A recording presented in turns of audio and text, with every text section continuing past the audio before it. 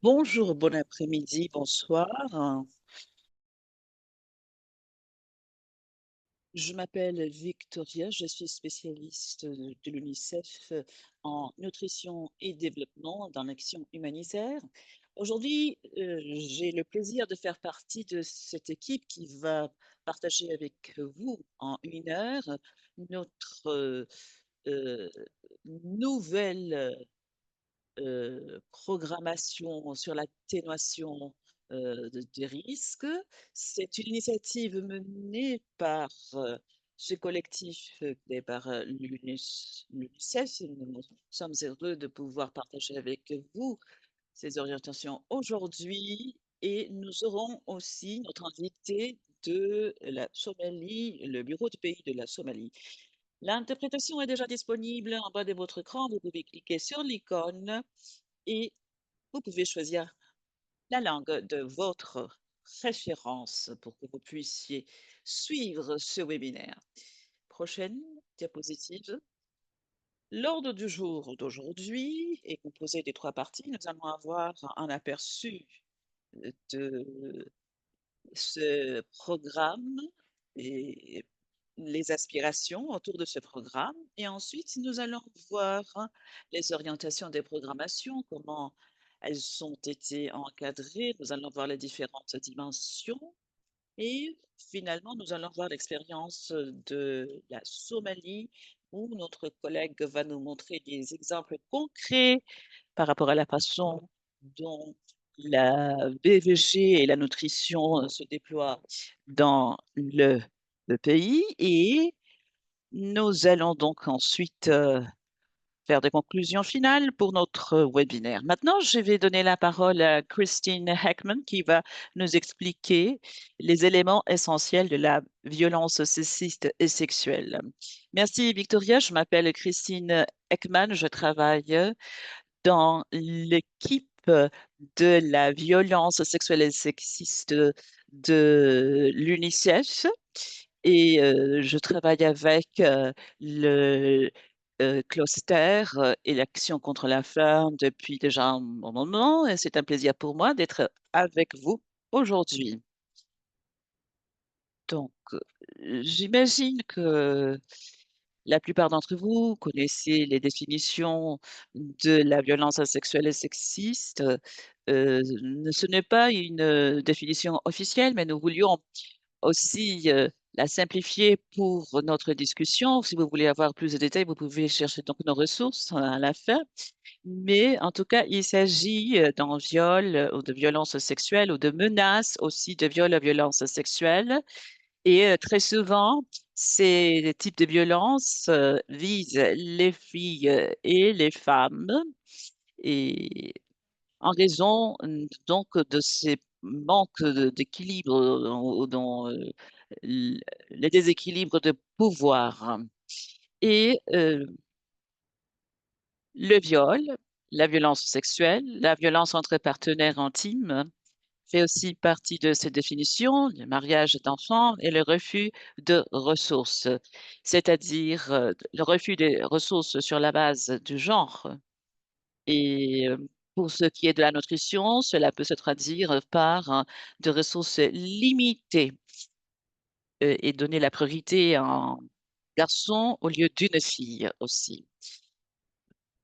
À l'UNICEF, nous avons un modèle assez intégral de la lutte contre la violence liée au sexe et euh, en cas d'urgence.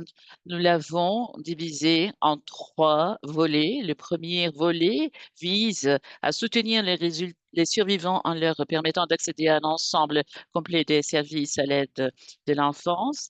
Le deuxième volet vise à atténuer le risque de violences liées au sexe dans tous les secteurs programmatiques. Cela comprend tout ce que nous faisons pour rendre possible aux femmes et aux filles des actions d'atténuation de risques de violences sexuelles et sexistes et la collaboration avec d'autres secteurs et d'autres groupes. Et il s'agit donc de la prévention sur le long terme, sur le changement des normes Et tout cela est soutenu par le travail se fait euh, dans l'unité de coordination dont l'objectif est de prévenir la violence liée au sexe en s'attaquant à ces conditions et facteurs sous-jacents. Donc, nous allons entendre parler des principaux liens entre la violence liée au sexe et la nutrition, mais pour faire une bonne économie de temps, nous allons les mentionner brièvement. Le premier principe est celui de ne pas nuire. À l'UNICEF, nous avons l'engagement de faire en sorte que toutes les interventions dans tous les secteurs, dans tous les clusters, à tous les niveaux possibles soient aussi sécurisées euh, que possible pour les femmes et les filles.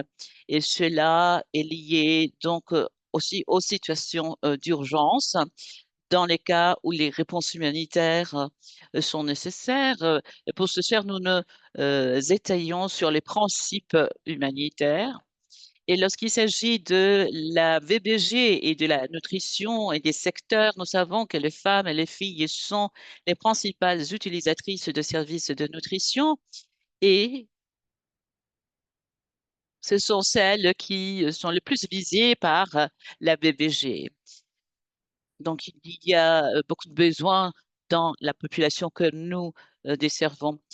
Et il y a des preuves que nous avons compilées, que nous allons partager avec vous, mais d'après ces preuves, l'exposition à la GVB a aussi un lien au problème de nutrition, au manque d'accès à la nutrition. Et nous voyons par exemple aussi des répercussions sur les pratiques nutritionnelles, sur l'allaitement des enfants, euh, qui peuvent être compromis.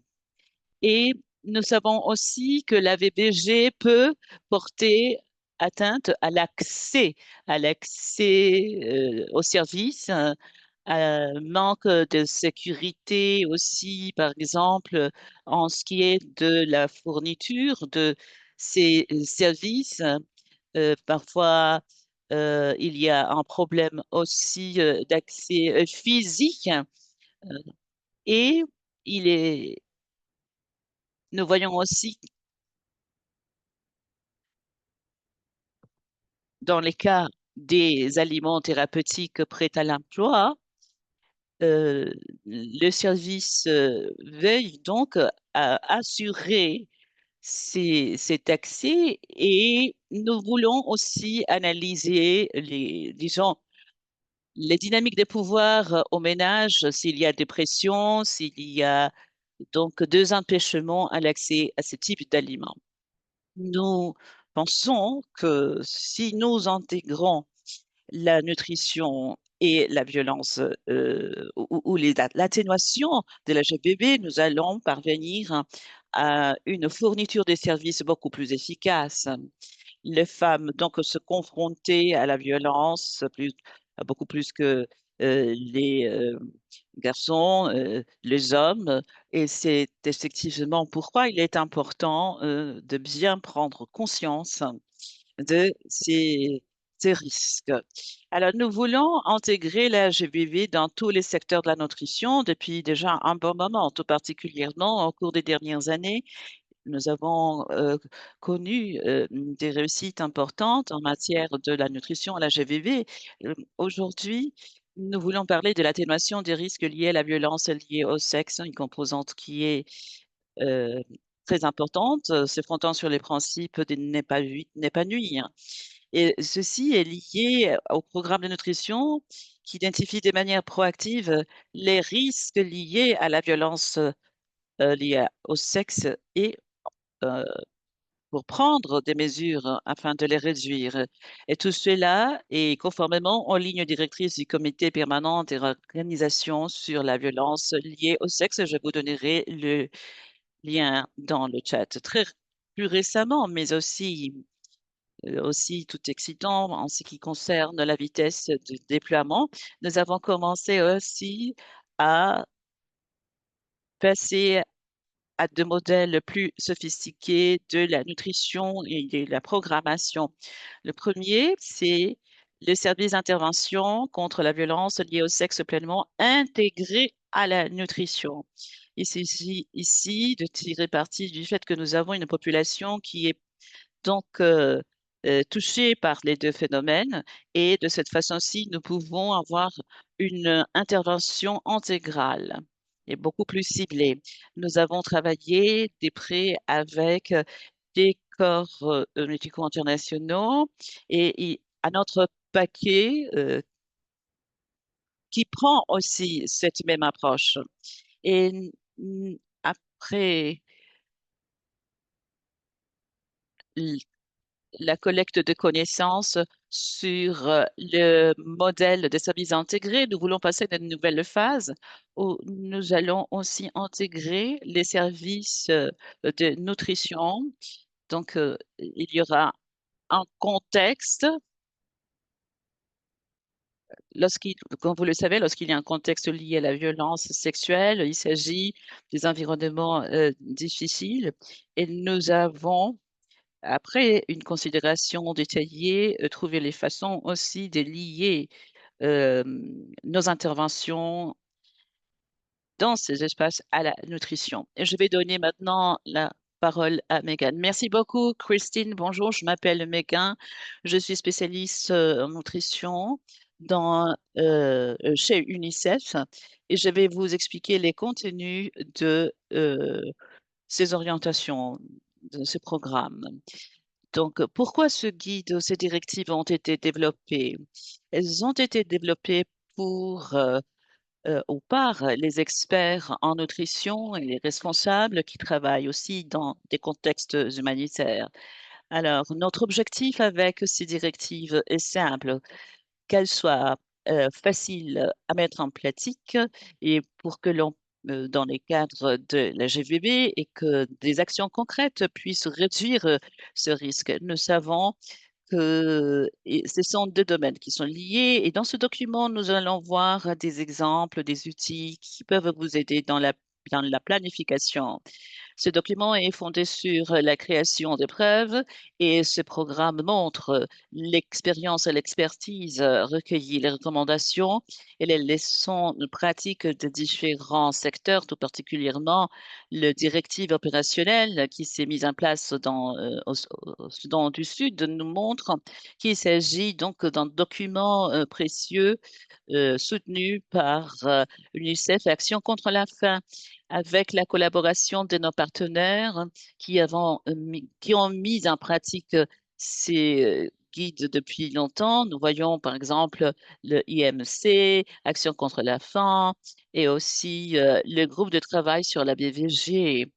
Et nous recommandons ces directives, elles sont très pratiques, elles ont été déjà testées sur les terrains et sont prêtes à utiliser.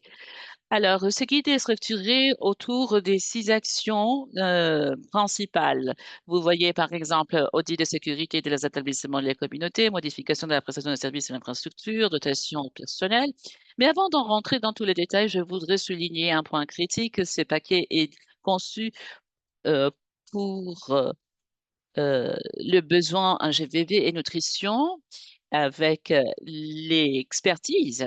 Cette expertise pourrait être cependant limitée, mais c'est important que nous, en tant que personnel formé dans ces domaines, nous devons être très clairs par rapport à ce que nous avons besoin les informations fournies par des spécialistes de la GVV. Il y a d'autres activités qui pourraient être aussi menées par les experts en nutrition avec un soutien quelque part limité des spécialistes de la GVB selon les cas. Et nous avons également dans les actions des audits de sécurité. Les audits de sécurité, c'est donc une révision des services de nutrition. Il y a différents exemples disponibles, mais c'est important de savoir qu'ils sont flexibles et peuvent être adaptés à vos contextes. Nous faisons un audit pour savoir quel est l'état des centres de nutrition euh, et, et aussi les risques auxquels les femmes sont confrontées lorsqu'elles ont accès ou veulent avoir accès aux services. Cela va nous aider à comprendre aussi les dynamiques culturelles, les barrières à l'accès et les souci de sécurité lorsque l'on parle des filles et des femmes. Ce sont des informations nécessaires pour faire des changements significatifs et pour que nos programmes ne nuisent pas. Le deuxième, c'est l'adaptation des services. Donc, c'est assez clair. Nous avons une vérification de sécurité. Nous adaptons selon ce que nous identifions. Cela peut inclure des actions, des améliorations structurelles telles que l'installation de clôtures, éclairage ou des lettrines séparées par sexe ou salle d'attente.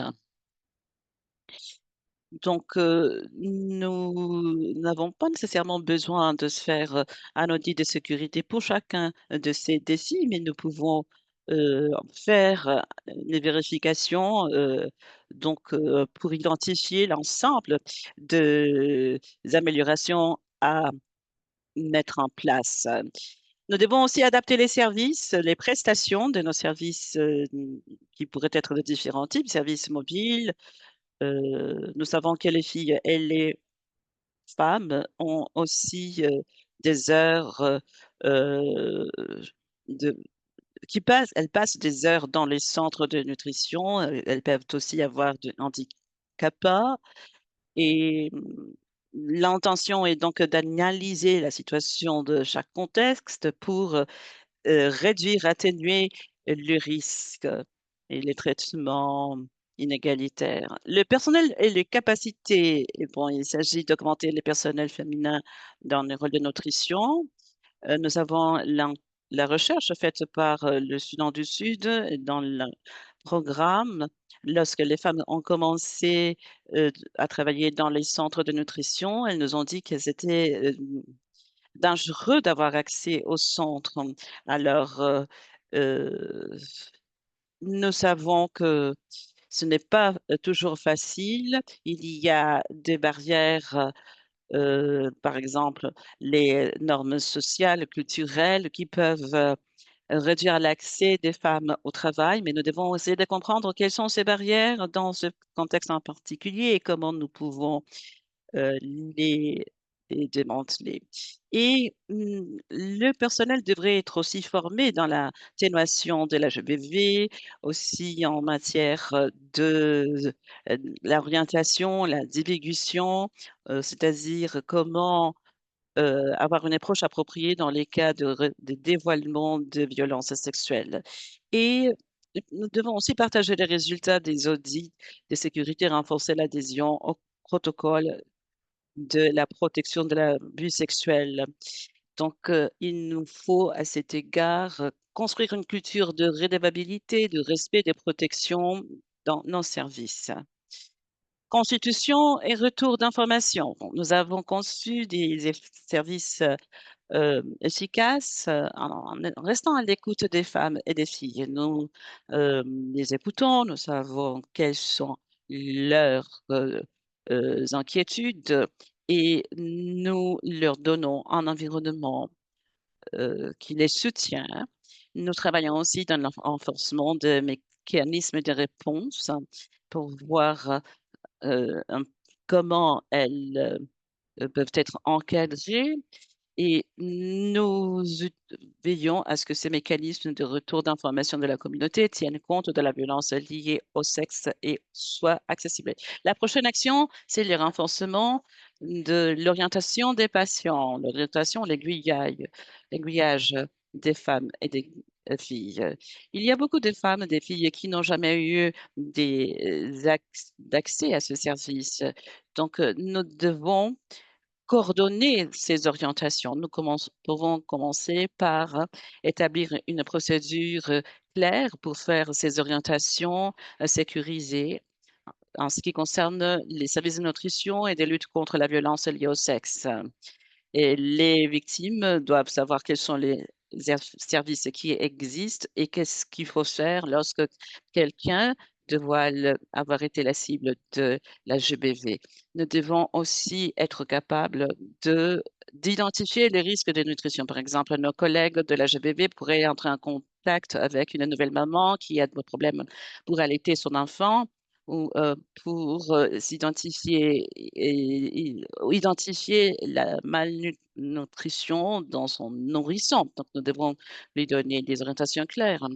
Et aussi dans le cadre de nos interventions, lorsque le personnel est formé à la GBV et à savoir comment répondre lorsqu'il y a eu un dévoilement, ils sont formés pour qu'ils sachent comment réagir dans les situations où les femmes viennent dire qu'elles ont été la cible de l'HPV.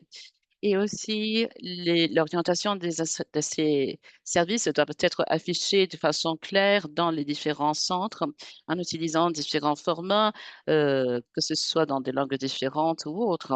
Et les spécialistes de la GBV doivent être impliqués dans la conception de la façon dont ces services d'orientation sont cartographiés.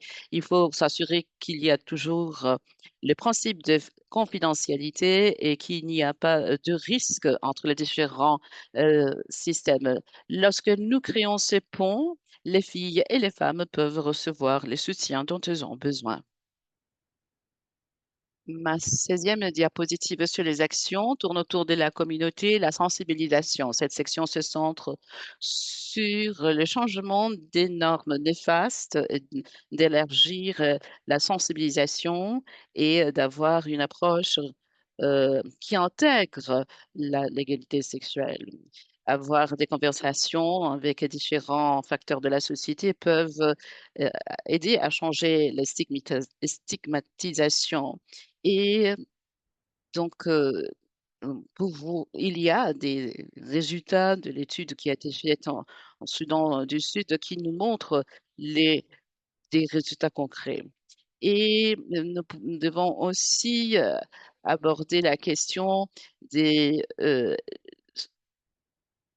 la sensibilisation des pairs, parce que de cette façon-ci, la communauté peut aussi, être formée et avoir plus de confiance dans les ressources qui sont disponibles.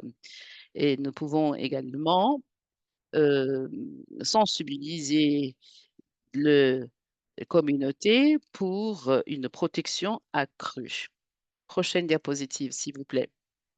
Alors, cela couvre les 6 actions principales et des activités et qui sont contenues dans le guide. La prochaine section du guide est liée à l'adaptation à différents contextes. Comme vous le savez, les différents contextes, les contextes varient de façon significative dans les différents environnements humanitaires, mais aussi par rapport aux compétences existantes dans les opérations.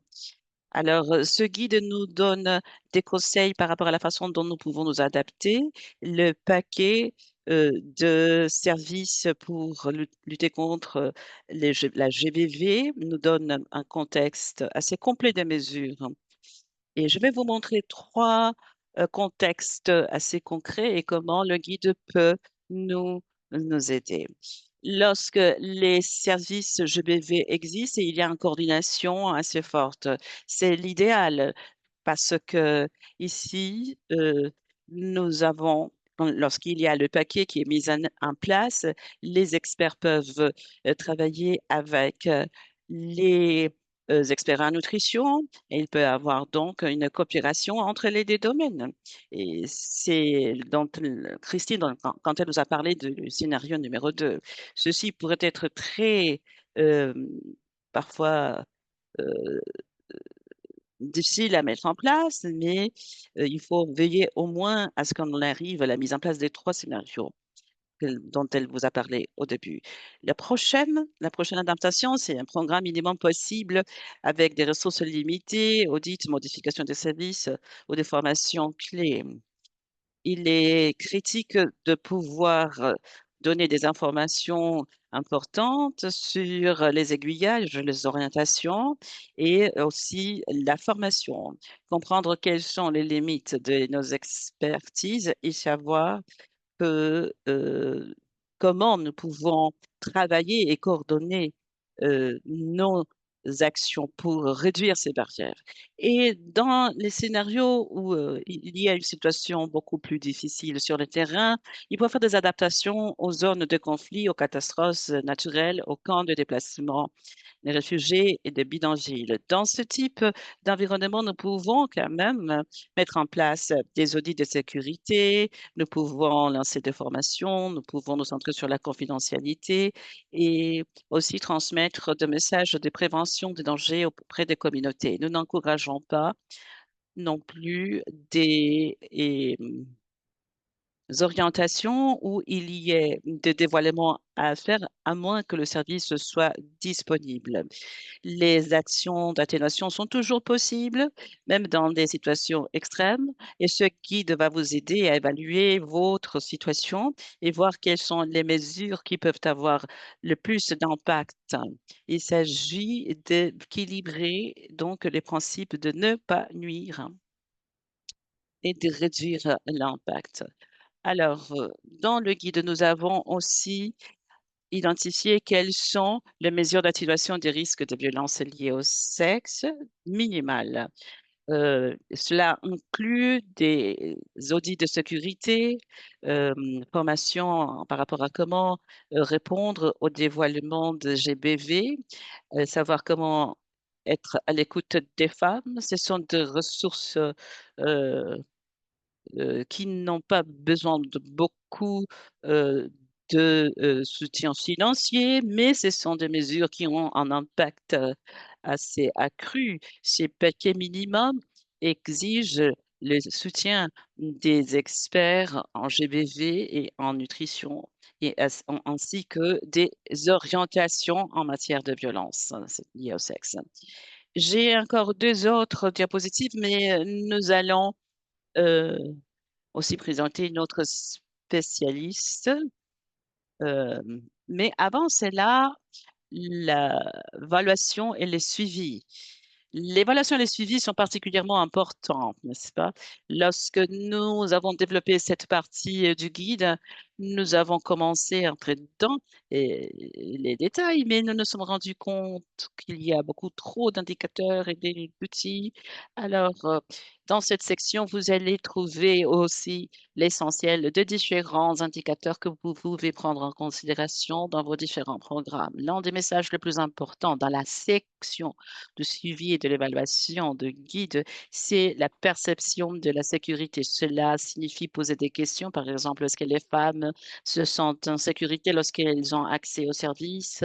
Est-ce que on peut les aider à réduire le temps d'attente, identifier mieux les indicateurs, hein, et comment le personnel se sent après la mise en place de ces services minimales et aussi évaluer la satisfaction. Ce type d'indicateur nous aide à comprendre si les mitigations, les actions d'atténuation ont les répercussions souhaitées et aussi nous pouvons voir les résultats qui continuent de s'améliorer, des taux de récupération plus élevés,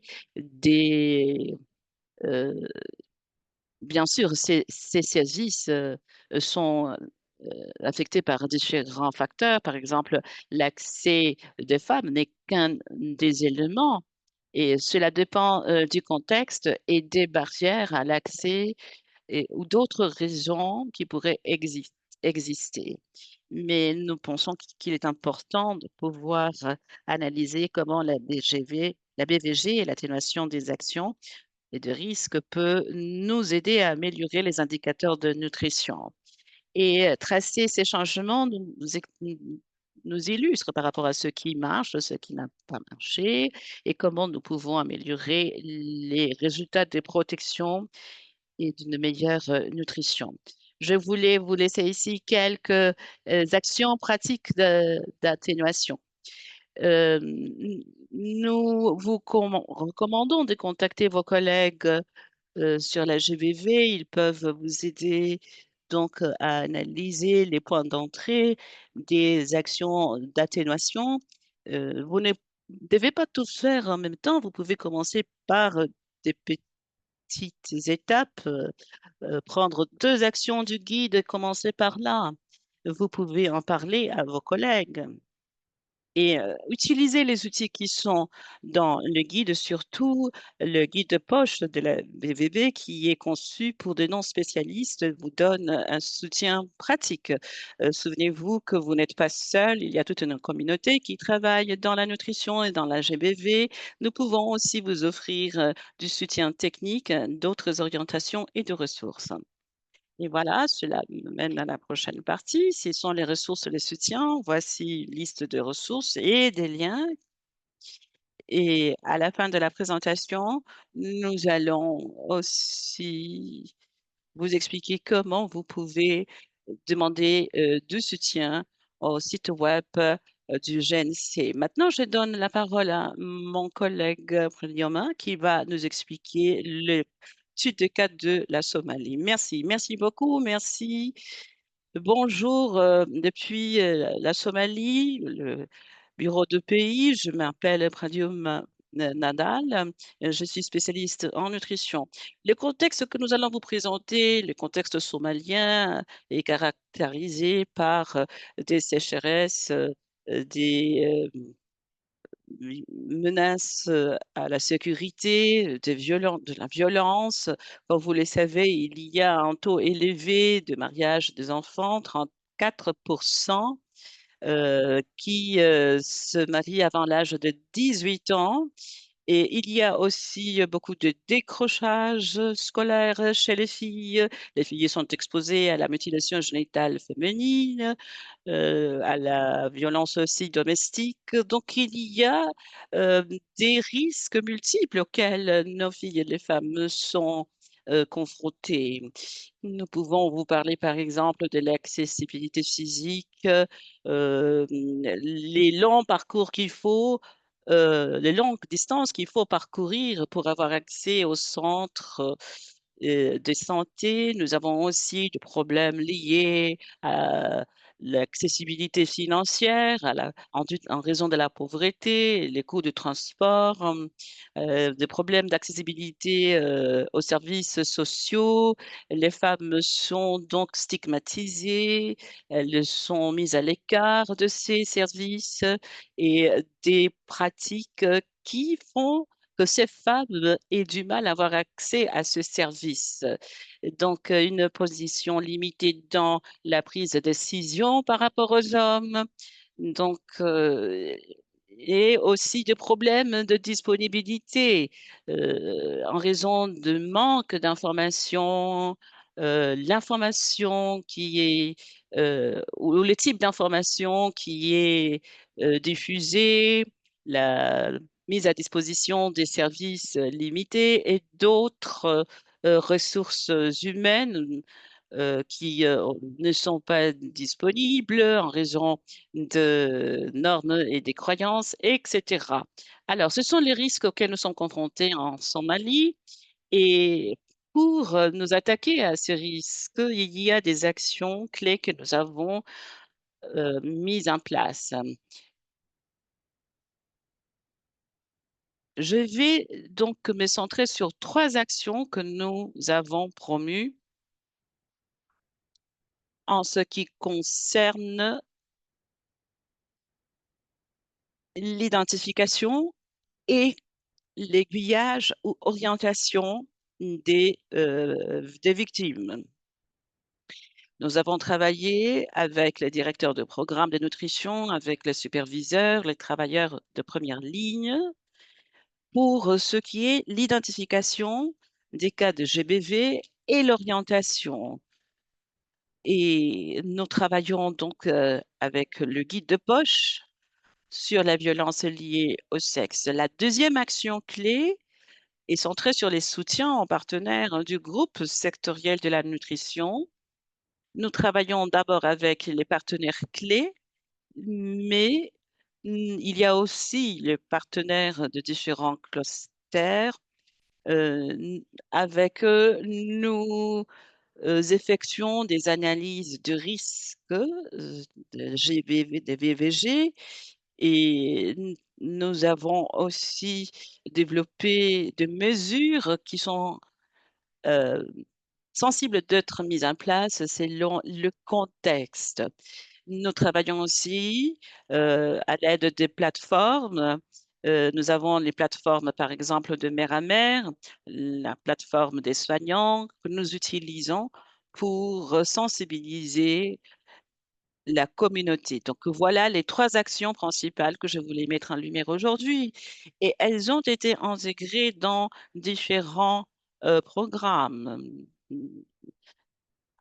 Et voici l'entrée programmatique de ces points. Par exemple, le point d'entrée, c'est lorsque nous euh, impliquons les femmes et les filles dans ce qui est l'identification des risques de violence liés au sexe dans l'environnement et les obstacles à l'accès aux services, identifier les priorités. Donc, ce sont des exercices que nous faisons de façon conjointe pendant la phase de la planification et pendant la mobilisation des ressources. Un autre point d'entrée est l'articulation des risques de la BBV liés à la réponse nutritionnelle. Et pendant la phase de suivi et d'évaluation, nous veillons à ce qu'il y ait un accès sûr, édifié, disponible aux services et de programmes éthiques pour aussi assurer la participation des victimes de GBV et d'autres membres de la communauté qui sont parmi les groupes vulnérables, qui sont donc les cibles de la VBG. Et aussi, nous avons la plateforme multisectorielle au niveau de bureaux de pays. C'est là où nous discutons d'autres affaires liées à la BBG et finalement l'évaluation, n'est-ce pas, où nous nous assurerons de bien faire le suivi de risques et de bien tenir compte des perceptions et de leur suivi. Donc voilà, il y a de multiples points d'entrée où la GBV et la nutrition ont été intégrés. Et nous avons quelques leçons aussi tirées. Voici quelques-unes de ces leçons. Euh, Effectivement, les défis, les enseignements tirés de l'intégration de la violence liée au sexe et de la nutrition en Somalie nous a permis donc de mettre en place toute cette approche, une approche holistique pour réduire les stigmates, avec la stigmatisation, avec l'engagement communautaire, aussi la formation du personnel pour mieux identifier euh, et orienter les survivantes de la violence liée au sexe, euh, la formation aussi de personnel spécialisé et la confidentialité qui est très importante aussi parce que la confidentialité encourage les dévoilements de cas de violence. Alors, il faut intégrer aussi ces services dans les services nutritionnels. Les données sont aussi ventilées, ce qui permet de mieux cibler les interventions et aussi euh, l'importance de s'attaquer aux causes problèmes, aux causes profondes, pardon. Identifier ces causes telles que la pauvreté, le déplacement, les normes néfastes et l'impact que nous aimerions avoir, ainsi que la coordination intersectorielle qui est importante pour garantir une prestation des services complète. Mais nous avons aussi été confrontés à des défis. Je voudrais signaler notamment l'institutionnalisation de l'atténuation de la violence liée au sexe, l'absence d'orientation normalisée et de stratégies claires. La plupart des preuves fondées, des stratégies doivent être fondées sur des preuves et nous avons connu en manque d'outils et de systèmes pour la collecte de données en Somalie, étant donné les problèmes de sécurité et d'autres facteurs spécifiques au contexte. Donc, nous avions des outils et des systèmes assez limités et nous avons lancé des formations un peu pour former notre personnel et bien sûr, nous avons identifié des lacunes. La GBV est un domaine assez spécifique et nous avons identifié ces lacunes. Et d'autres défis persistants, par exemple, la stigmatisation, la limite de ressources, l'insécurité, qui nécessitent des efforts d'adaptation continue. Et aussi, un autre défi, la consultation des femmes et des filles dans la prise de décision. Nous avons pu faire de progrès à cet égard, mais c'est toujours difficile et- en raison des normes sociales et d'autres barrières auxquelles nous avons été confrontés en Somalie. Et finalement, les étapes que nous avons identifiées dans notre contexte. Les prochaines étapes à mettre en œuvre seraient la priorité aux zones géographiques et à risque.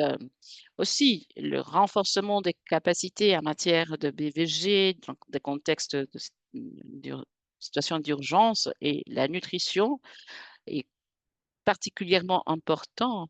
Et nous aimerions aussi nous appuyer sur d'autres modèles de formation que nous avons, intégrer davantage la BVG et la nutrition.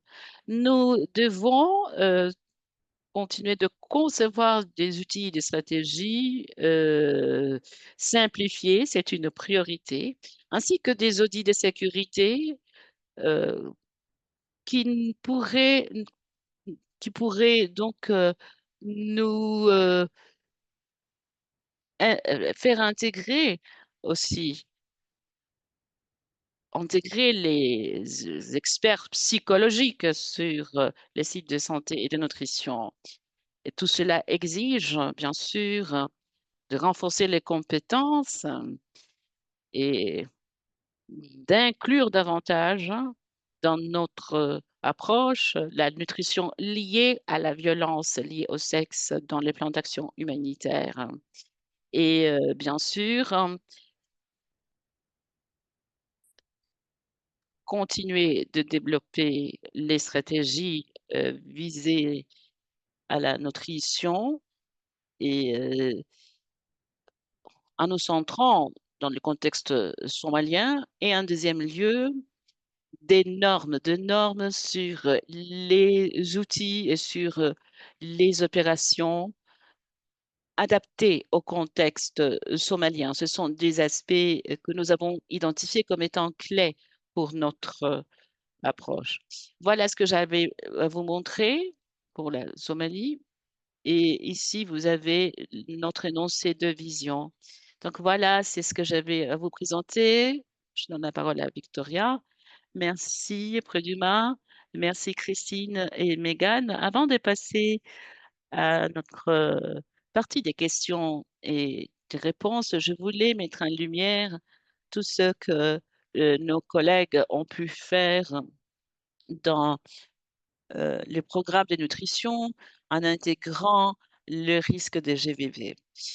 Et les services dans les deux secteurs maintenant sont beaucoup plus sûrs, plus faciles à utiliser, plus accessibles, parce que cette approche hybride euh, se centre sur la fourniture des services axés sur la nutrition et sur la prévention de la GVV. Et Et tout ceci se fait dans un contexte où les ressources sont limitées, où il y a beaucoup de fragilité, beaucoup de conflits. Et nous pensons qu'il y a une intégration étroite de ces deux secteurs, surtout en ce qui concerne les périodes d'aide humanitaire. Donc voilà. C'est maintenant le moment de réfléchir, de poser des questions, de faire des commentaires et aussi de partager avec nous l'expérience de vos différents pays. Si vous voulez le faire, vous pouvez ouvrir vos micros, vous pouvez poser des questions ou partager avec nous vos commentaires. À vous.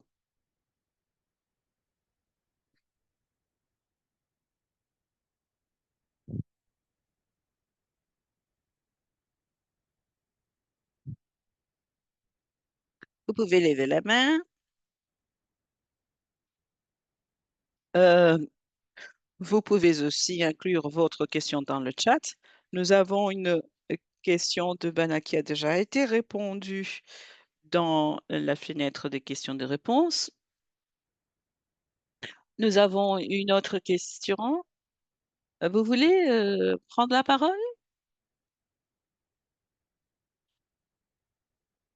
Megan? Oui, de toute façon, vous voudriez prendre la parole? Bon, la question serait, comment pouvons-nous avoir accès à un programme de la nutrition qui donne la priorité à l'agence des femmes et au bien-être comme le pilier pour des bons résultats en matière de nutrition? Est-ce que, Megan, vous voulez y répondre? Bon, je ne sais pas s'il y a quelqu'un d'autre dans notre réunion aujourd'hui qui fasse partie du bureau de pays, parce que je pense que c'est vraiment la question que nous nous sommes posée depuis longtemps. Et je vois qu'il y a du progrès, mais pour moi, cela constitue un élément clé. Et je ne sais pas si quelqu'un du programme, du pays, du bureau de pays pourrait répondre à cette question. Oui, Megan, je vais essayer. Effectivement, il s'agit d'une question très intéressante. Et d'après notre expérience, lorsque les femmes viennent au centre pour recevoir des services de nutrition ou d'autres services, euh, que ce soit par exemple des orientations par rapport à l'alimentation. Ce que nous a aidé, parce que oui, nous avons travaillé avec la plateforme des mères à mères et d'autres groupes et des plateformes que nous avons mises en place qui nous ont permis d'utiliser cette approche duelle à deux volets parce que nous sommes toujours en train de parler avec elles, savoir quelles sont les situations euh, euh, auxquelles elles sont confrontées parce que la question de la nutrition et de la l'HPV sont intimement liées. La malnutrition chez les enfants euh, est la conséquence de la situation auquel la mère est confrontée, que ce soit la violence liée au sexe, des problèmes de normes culturelles. Et c'est la raison pour laquelle les enfants sont mal nourris. Et ce sont les causes profondes de la malnutrition, GVV et tout ce contexte d'insécurité. Alors, nous parlons avec elles et nous adaptons nos services aux besoins des mères pour comprendre comment elles se sentent. Nous leur parlons, nous leur demandons quels sont les défis les plus importants, comment elles font pour s'occuper des enfants. Donc, ce sont des questions primordiales qui sont au cœur de notre action. Merci. Est-ce que vous voulez prendre la parole, Stéphane?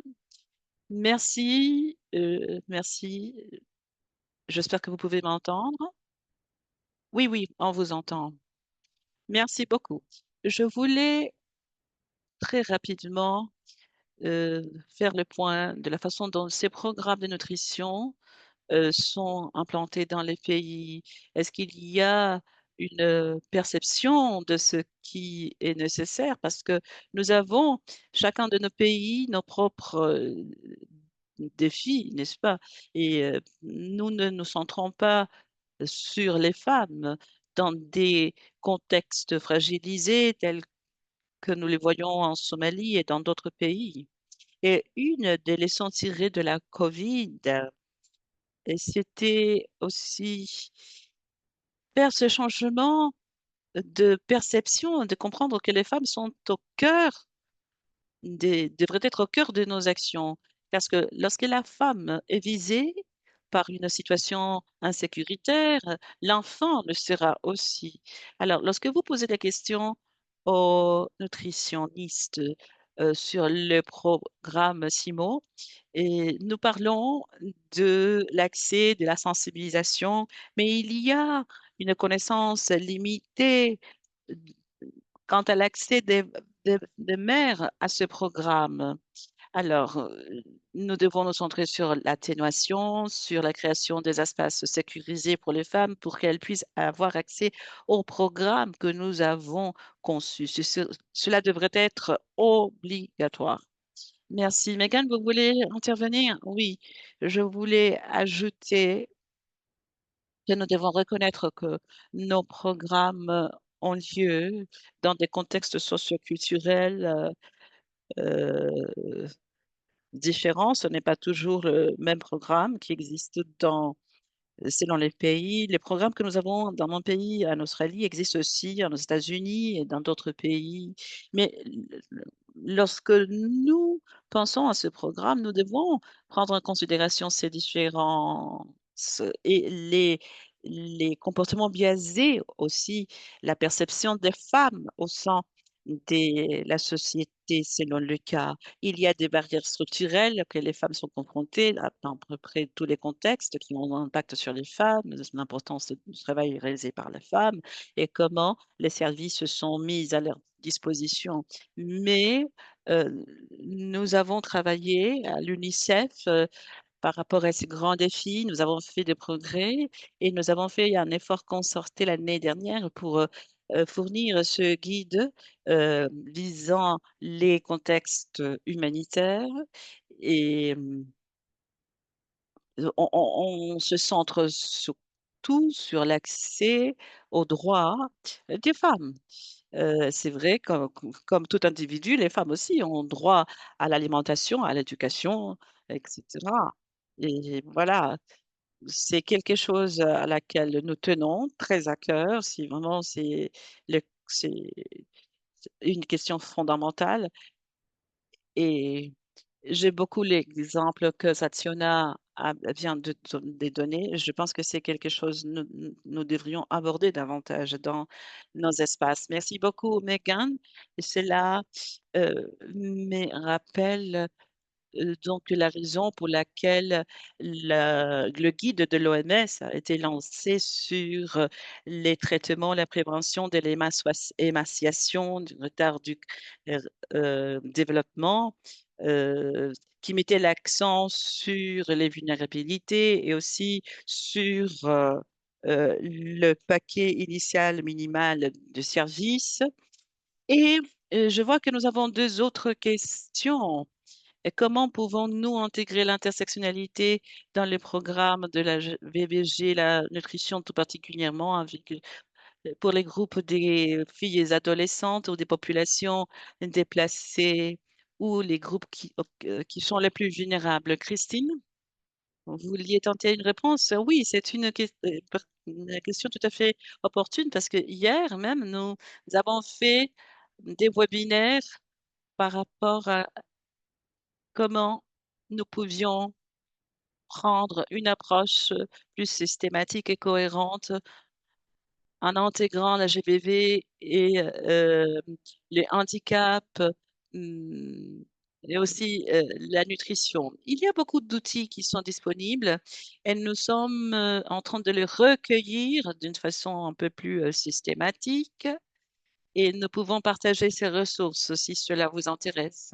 Mais je pense que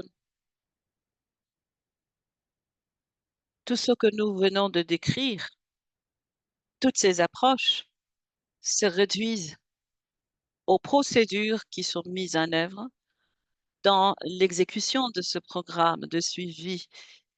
Euh, à qui pouvons-nous parler de façon régulière? Quels sont les points de vue qui doivent être consultés? Comment nous pouvons prendre la prise de décision pour que le programme soit mieux adapté? Alors, la conversation intersectionnelle doit avoir lieu pour guider aussi bien la conception que le suivi et l'évaluation. Mais nous avons quelques exemples que nous avons du travail que nous avons fait avec cette approche intersectionnelle. Et nous ne l'avons pas inclus, mais nous pouvons vous les donner, vous les envoyer séparément dans un courriel. Oui, et Christine, avant que vous fassiez cela, il y a une question aussi sur le compendium des ressources. Je ne sais pas si vous pouvez nous en parler un petit peu. Oui, oui, oui, oui. Euh, les questions sont tout à fait pertinentes. J'aime bien ça. Très bien. Oui, nous avons le site web qui va vous mener aux directives de la VBG et cela va donc vous donner des informations sur tout ce qui est lié au secteur programmatique dans les sphères humanitaires. Nous avons aussi le centre de connaissances qui a été donc présenté aussi par euh, un placement géographique et par langue. Et l'équipe qui s'occupe de la supervision de ces sites web reçoit beaucoup de rétroactions et c'est pour cette raison que ces ressources sont régulièrement mises à jour et nous sommes à l'heure actuelle en train de créer des pages, des sites web spécifiques par secteur qui viennent d'être révisés. Ce n'est pas encore prêt, mais ce sera prêt dans quelques semaines. Donc, vous pouvez continuer à suivre euh, ce que nous postons sur le site web. Praduma, vous vouliez ajouter quelque chose? Oui, je voulais ajouter quelque chose à propos de l'intersectionnalité dans les programmes, la nutrition, et la BVG. Nous avons récemment commencé un travail avec nos collègues de protection de l'enfance pour mettre au point notre programme de nutrition dans des espaces sécurisés avec des centres à fenêtre unique et nous travaillons avec la violence, la BBG et pour améliorer nos connaissances, nos pratiques en la matière. Et nous avons aussi un programme pour les adolescentes en déficience d'acide folique et nous avons aussi des informations sur les orientations des victimes et c'est important et tout ce que nous avons fait avec nos partenaires, c'est important justement pour continuer à renforcer cette approche multisectorielle entre la nutrition et la BBG. Voilà ce que j'avais à vous dire. Merci beaucoup. Je vois que nous avons épuisé les temps, mais nous allons prendre une toute dernière question. Les opportunités de mettre en échelle ces ressources dans les pays. Je sais que nous avons nos collègues de bureau de pays. Peut-être vous voulez répondre à cette réflexion, cette question. Je n'ai pas lu la question. Est-ce que c'est les ressources financières ou techniques? C'est les opportunités, trouver les opportunités critiques pour soutenir la mise en échelle de cette intégration de la nutrition et de la GBV. Oui, bon, nous travaillons à différents niveaux en matière de ressources supplémentaires, tout particulièrement en ce qui concerne la nutrition et la VVG. Mais c'est un travail en cours d'élaboration. Je- Sur la base de nos conversations, nous savons que le moment est venu. C'est un moment important pour fournir ces modèles aux donateurs, car nous sommes tous sous la pression de faire plus, de faire davantage et de faire de propositions en intégrant la nutrition et la BVG. Effectivement, euh, il y a un modèle que nous sommes toujours en train de tester. Il y a beaucoup d'expériences qui le soutiennent, mais en tout cas, nous avons reçu une rétroaction très positive euh, dans les conversations que nous avons eues avec les donateurs. Peut-être nous pouvons partager avec vous les descriptions dans les guides de, de ce qui est derrière cette approche, de la logique, les preuves. Mais effectivement, nous pouvons avoir d'autres conversations sur ce thème si cela vous pourrait être utile. Priam, vous vouliez ajouter quelque chose par rapport à la question financière? Oui, bon, je travaille au niveau de bureau de pays, mais je pense que nous pourrions avoir recours à beaucoup de ressources. Nous utilisons à l'heure actuelle des ressources mises à disposition pour l'intégration du programme de la nutrition de la GBV. Mais effectivement, c'est un moment difficile. Il y a beaucoup de défis, mais beaucoup de donateurs et d'autres partenaires pourraient coopérer et nous pouvons utiliser nos partenariats et essayer différentes plateformes. Et parfois, nous n'avons pas besoin de, fi- de ressources supplémentaires, d'argent supplémentaire. Lorsque vous faites une formation euh, auprès de fournisseurs de santé, par exemple, vous pouvez tout simplement inclure un module sur la BVV. Cela n'exige pas nécessairement de ressources financières supplémentaires, mais tout simplement d'identifier les actions qui supposeraient, ne supposeraient pas un investissement très significatif et aussi tirer profit des partenariats qui pourraient nous aider à mobiliser des ressources. Oui, effectivement, les conversations que nous avons autour de notre programme de nutrition, euh, nous sommes tout à fait ouverts aux donateurs et nous allons inclure une ligne budgétaire dans le programme de nutrition au niveau du pays et nous en avons déjà informé à nos donateurs. Donc, alors, essayez aussi d'inclure ces lignes budgétaires dans vos pays. Nous pouvons vous aider à avoir plus d'expérience par rapport à l'estimation de coûts. euh, et nous savons qu'avec un petit budget, nous pourrions avoir un impact considérable sur le programme. Merci beaucoup, chers collègues. Nous avons terminé. Si vous avez besoin de notre soutien ou vous voulez avoir plus d'informations, n'hésitez pas à scanner le code QR que vous voyez sur l'écran. Et à la fin de ce webinaire, il va y avoir une enquête. Nous vous demandons, s'il vous plaît, de nous donner votre rétroaction. Cela va nous aider à mieux planifier nos webinaires et de considérer vos remarques. Merci beaucoup, Préduma. Merci, Megan et Christine. Merci à vous de vous être joints à notre réunion aujourd'hui. Nous allons très certainement avoir le plaisir d'avoir d'autres conversations avec vous dans les cadres de nos programmes. Merci. Merci tout le monde.